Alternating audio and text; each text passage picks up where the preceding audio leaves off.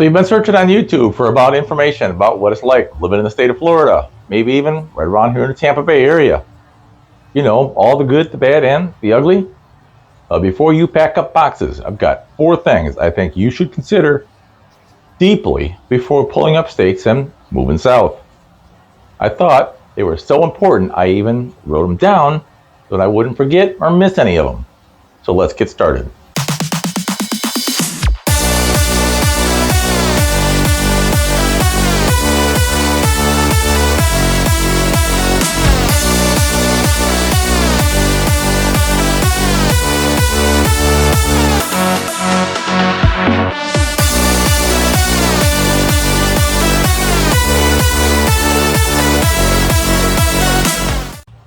Welcome to our YouTube channel. My name is Mike Lavoie. I'm a realtor here in the Tampa Bay area with Dalton Wade Real Estate. We get calls all the time from people who are moving to the Tampa Bay area. If you are thinking about moving to the Bay Area, we'd love to talk to you. Give us a call, send me a text. The number's on the screen down below, and it's also in the comment section. Paul and I have lived here for 22, 23 years now. We have seen a lot of change, both the good and the bad. Like I said earlier, I'm going to give you 4 reasons you should reconsider moving to Florida or even Tampa. Now, I don't want to dissuade you from moving to Tampa. We really love living here. I'm certain that you will too. However, you need to know what you're getting into before you pack up your bags and head out. Let's just call it a, public service announcement. A common thread that I hear from people around moving in Tampa or Florida in general is that they came down here for vacation in January, February, went over and visited Disney or beaches, and loved the fact that they weren't out pushing snow. I mean, exactly why one of the reasons I moved here. I got tired of pushing snow. Florida is a huge tourist state. People come down at the best time of the year during winter and fall in love with the weather and the fact that there's something else to do in the wintertime besides push snow.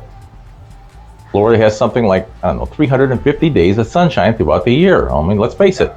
It's darn nice to be able to go out and ride your motorcycle in January or February, play golf in March, go over to the beaches over in April.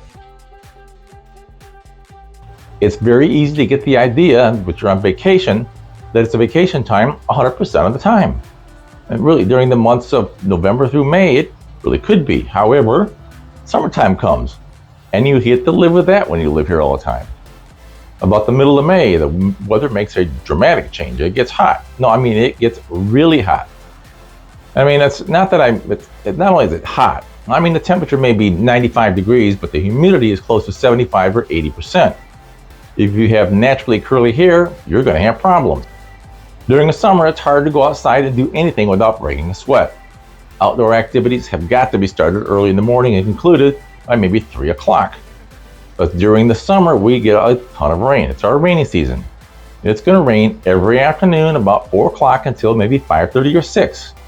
And it rains hard. Like buckets for a couple of hours. Clouds blow away, sun comes back out, and you can see all that water hit the ground in the rain going back up to the sky in the form of humidity.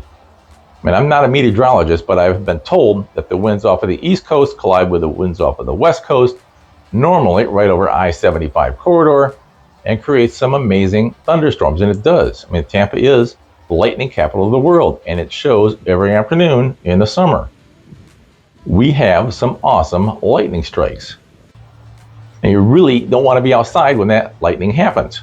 Lightning can strike about, 10 miles before the rain even gets there, and it will not feel good if it hits you. The other weather issue you really have is it's called hurricanes.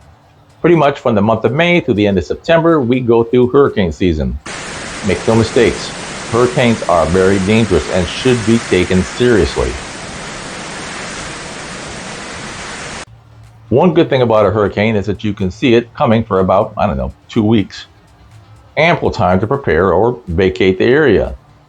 Vacating is not always a bad option. I've lived through 3 or 4 hurricanes and they can be a pain in the neck. Especially when you don't have electricity for 3 or 4 days in the dead of the summer. Remember the part about humidity? No electricity means no air conditioning, no fans, no hot water, and you're not going to be cooking much on the stove. Preparation is not going to the grocery store the day before the hurricane and expecting there to be water left. Home Depot is no longer going to be able to supply you with wood for your windows the day before the hurricane. Preparation starts 6 months before the hurricane, not the week of the event. Preparation means going to the grocery store, getting canned food that you can eat when you don't have electricity for a day or two. This last hurricane, Paula asked me to go down and get some canned foods while she was, getting something else done. So I went down, I got some pears and some peaches and green beans and stuff you can eat without having to worry about heating it up. I also got a couple of cans of Spam. I figured, we could throw it on the grill and cook it. So here we are 6 months after the hurricane was supposed to be here, and it did not materialize, so I still have a couple of cans of Spam around the house. The other day I cooked up a couple of weeks, cooked them up, and we had some fried Spam sandwiches. Paula had never had Spam. She was not impressed. But I did get rid of the Spam. Outside of the occasional hurricane and the afternoon thunderstorms, living in Florida does have its advantages. You got year-round outdoor activities and the intimate knowledge you're going to get with sunscreen. The next thing on my agenda is traffic. Over the last several years, traffic around Tampa has gotten to be horrendous. And I say that with a slight tone of humor. If you're moving here from, New York or Chicago, Atlanta, traffic around Tampa is probably going to be much easier. I've had several people down here from Chicago looking at houses. They all comment about traffic, and if you can believe it, their comments are not that bad. The response to me complaining about it is, Mike, you should try Dan Ryan Express in the afternoon. It's a lot of fun. What it boils down to, if you're coming from a city that's like New York with a lot of traffic problems, driving around Tampa is not going to be that bad. My daughter lives just south of New York City. She has to go into the city every so often for work. She has called me several times on her way home. It's stuck in traffic up to her ears with about an hour and a half to 2 hours left to get back to her house in Maryland. It can be pretty bad there. However, if you're coming from, let's say, Iowa, where there isn't much traffic, getting around Tampa is going to be a pain in the neck. Depending on where you live, drive time to, let's say, Tampa International Airport could be up to an hour. Downtown Tampa, 45 minutes to an hour. But when you consider the daily commute to, let's say, New York City from your house in Connecticut, I don't think that 45 minutes is that big of a deal. Not to mention the $75 or $80 that you're going to spend on tolls getting back and forth. On the other hand, if you lived in the Tampa area for 30-some years like I have, you've seen Highway 54 go from a 2-lane road surrounded by a bunch of cows to a 6-lane highway surrounded by a bunch of businesses and restaurants. All 6 lanes are packed with my fellow motorists trying to get somewhere. And they all think they should be there first. I hate to admit it, but Tampa was just recently rated in the top 10 cities for the worst drivers in America. Probably true. Yes, we have congestion just like any other major city in the country. We have 250, 260 people moving in the area every day, bringing in their cars. The roads and the infrastructure could not be built quick enough to accommodate all those new cars. And watching all the neighborhoods being built and the massive number of apartment buildings going up, traffic is probably not going to get any better for a while. All that growth in traffic means there is growth in population. Those 250 people moving in the city every day have got to live somewhere. New construction homes and new developments are popping up basically all over the Bay Area. You can't even count how many are in process right now, plus the ones that are still being planned. From as far north as Spring Hill and San Antonio, all the way down to Parrish and around that neighborhood. Major developments are being built. That influx of people has created problems in the housing market, most notably supply issues. We've had supply issues since COVID, in 2020 when COVID first hit. People started moving to Florida to get out of the regulation of other states. Most people were coming down from New York or Michigan or east or from California, paying cash for houses. A lot of those were purchased unsight unseen. That demand for homes drove the supply of houses down to about 2 weeks, which is normal is 6 months. Since the end of COVID, however, inventory has increased, but we're still less than a month's supply of homes on the market for sale. The housing market, like any other market, is ruled by supply and demand. More buyers, less supply, drives prices up. That influx of people has slowed to basically pre-COVID numbers. However, we still have a supply problem in the pre-existing home market. In my opinion, it has been created a lot by the mortgage rates. Since their last crash of the housing market in 2007, interest rates have been held at historically low numbers. A lot of people bought their houses at 2 and 3% with a 30-year fixed mortgage. And Paul and I did. We're at 2.75. If you were lucky enough to get a rate under 3%, why would you give up that to move to a new mortgage at 6.5%? You wouldn't. It doesn't make economical sense. Unless you're forced to move. I mean, a divorce, or you got transferred to a different city, a death in the family. Those would be reasons to sell. Other than that, I wouldn't do it, and I'm not doing it. What we have wound up is that the homeowners who have owned their home for 5, 7, 10 years, a lot of equity in the house, but still can't sell because they're locked in with that rate. Remember the 250 people moving in every day? They're looking to buy houses. With fewer houses coming on the market because of the interest rate lock, those 250 people are looking at fewer houses. Because there are fewer houses, sellers are getting offers at or above list price. I have placed a couple offers on homes in the last week for buyers I'm working with. One home was listed for 1 day. It had 18 offers and sold for $15,000 above list price. The other one wasn't quite as bad. It only had 3 offers and it sold at list price. I know some areas of the country, housing prices are dropping, but that's not Florida. Cities like San Antonio and Austin are experiencing house prices that are falling. People are moving out of those cities. A good number of the people are moving into Florida. As long as they continue to move into Florida, housing prices are going to remain the same, if not go up. I mean, it gets back to the supply and demand issue. So a lot of people want to move into the state, buy a house, but we don't have a lot of current residents selling their house because they're primarily, I think, because of the rate lock. The point of my story is that Florida is no longer one of the cheapest places to live in the country like it used to be. Housing prices have leveled off.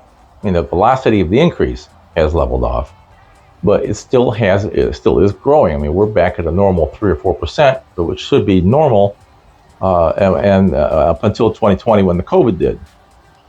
We're at 3% higher than last year on our prices, especially when you get around Tampa, Miami, and the Naples area in the state. In the pre-existing market, if it's a decent house in a desirable neighborhood, the house is going to sell in 2 or 3 days for at least list price. We always get questions from the buyers, where can we get a deal? They're not going to be anywhere near Tampa. Fixer-uppers are on special deals because the foreclosures are not happening in the area that I do business in. And I don't think it's going to happen for quite some time, maybe 4, 5, 6 years. In the meantime, prices are going to continue to climb at a much more reasonable rate of 3 or 4%, but they will continue to climb. If interest rates get back down to the 5% range where they're expected to be by the end of this year, supply issue is going to be even worse probably. I believe you're going to have a bunch of people that have been sitting on the fence, not able to afford a house at 6 or 6.5%, are going to be out there looking at houses that they can now afford at 5 and 5.5. It's just common sense. On the good side, builders like Lennar and D.R. Horton are putting up subdivisions all over the place. They actually have overbuilt a little bit and are making deals on houses. It's not that they're lowering prices on the house, but they are making concessions on closing costs and buying interest rates down for buyers. Lennar, D.R. Horton, Pulte, and all the rest of them are not homeowners. They're home sellers. The only way they can continue to sell build houses, is if they make concessions. We work with people all the time looking at new construction homes. We are very good at getting the buyers every dollar they can from the builder. If you're thinking about buying a new home and it doesn't matter what the builder is, give us a call, send me a text. We'd love to help you get you through the process. Go to our website address. The screen is down below. It's also in the text down below. Register for our new home construction rebate program, and let's talk about what you're looking for. While we're on the topic of out of control costs, let's talk about insurance. Property insurance in particular. I'm sure you've been doing some research right here on YouTube. There must be, several thousand YouTubers telling you that you can't get homeowners insurance in the state of Florida. Well, I'm here to debunk that. You can actually get homeowners insurance all over the state of Florida, but it ain't cheap. Like some other states, California comes to mind. Florida has had several insurers pack up and leave the state. There are probably several reasons for that. Hurricanes is going to be one of them. In my opinion, claims like for fraudulent roofing claims are also going to be a big part of the issue. Over the last, 9 to 10 years, there have been several hurricanes that have taken a toll on homes, especially around Fort Myers and that area. Companies cannot pay claims and stay solvent, so they've had little choice but to leave or jack up the rates. A lot of homeowners in those areas are affected by hurricanes have had to rely on the state-run insurance program called Citizens Insurance. Citizens has become such an issue that now Citizens, which is supposed to be an insurance company of last resort, is now the biggest insurance company in the state of Florida.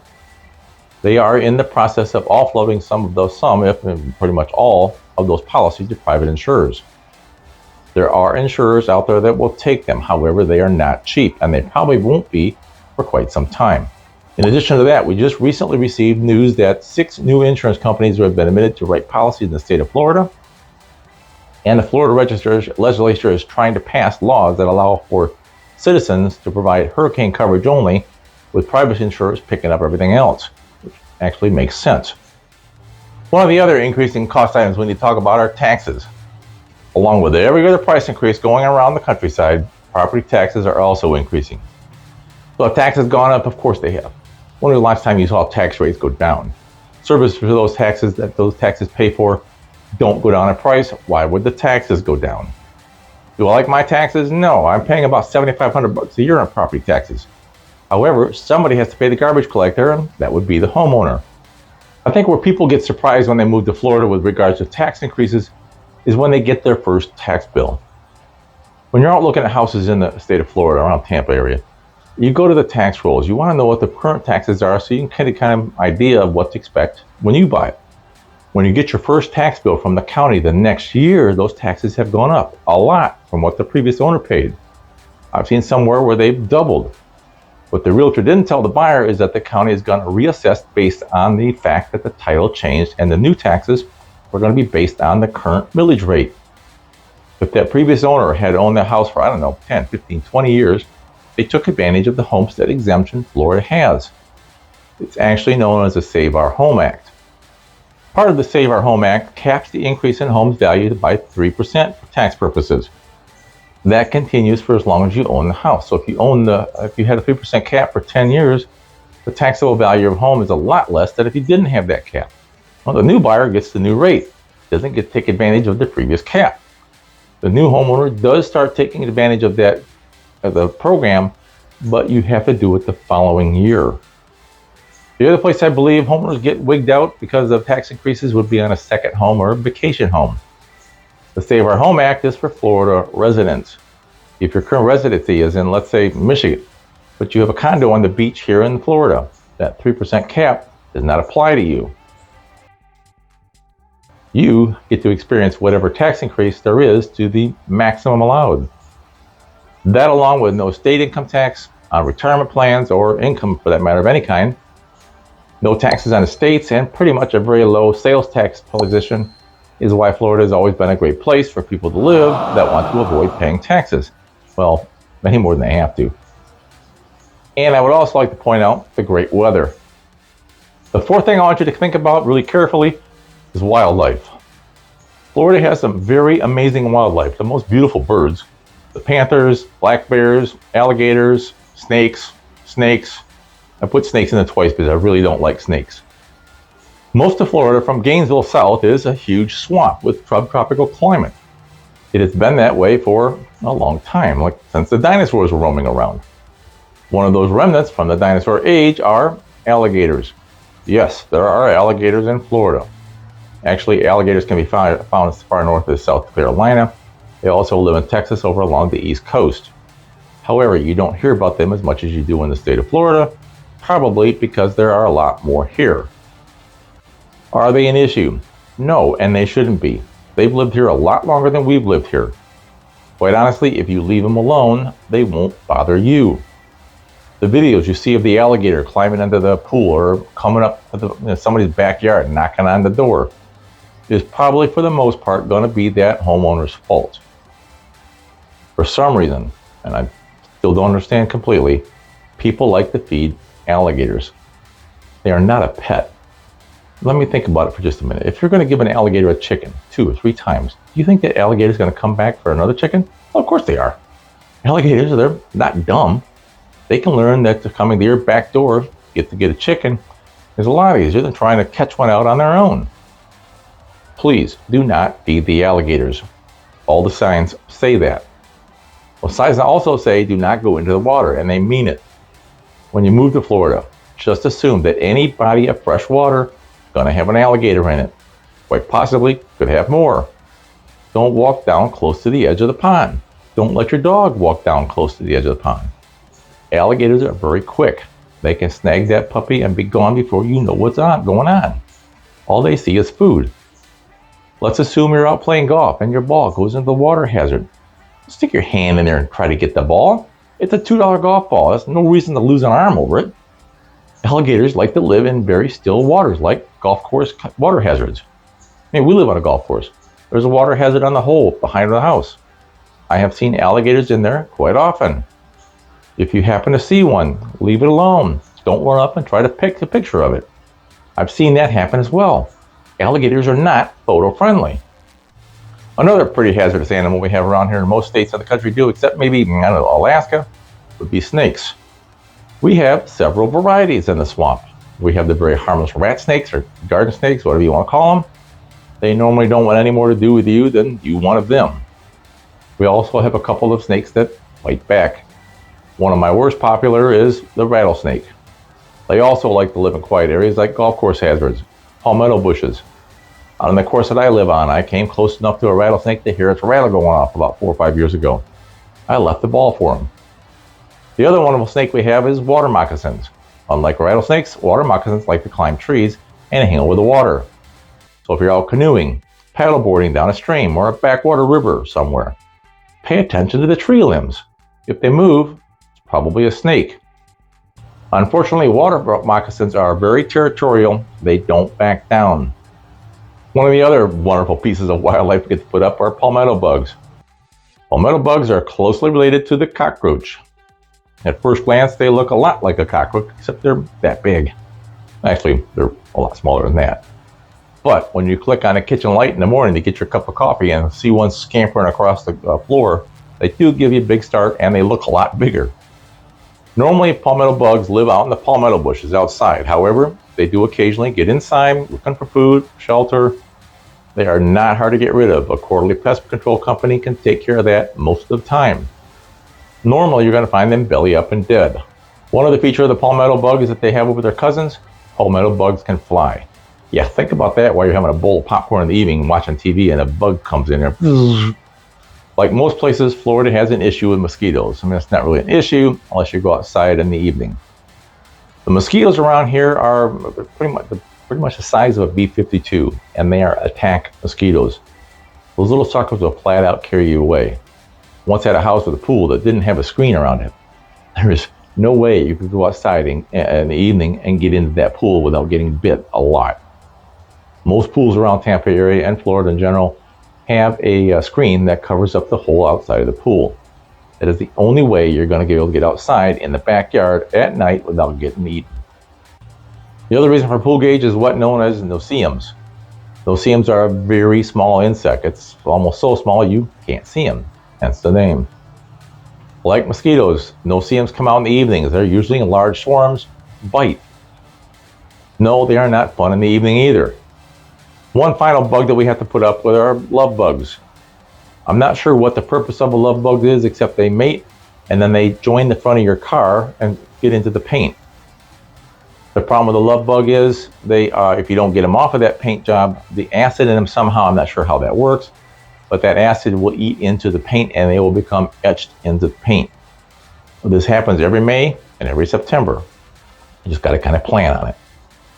A little tidbit is, easy way to get them off is a wet fabric softener pad. Don't get some water, rub it on the bugs, they'll come right off the paint. So there are the 4 issues you might want to consider when you're thinking about moving to the Tampa Bay area, or Florida for that matter. Florida is not for everybody, and if you decide that's not for you, that's okay. I've lived in several cities over the years. They all have issues. They all have problems. living in Tampa does have some issues, but I think the positives far outweigh those negatives. And honestly, I can't think of a nicer place to live than around the Tampa Bay area.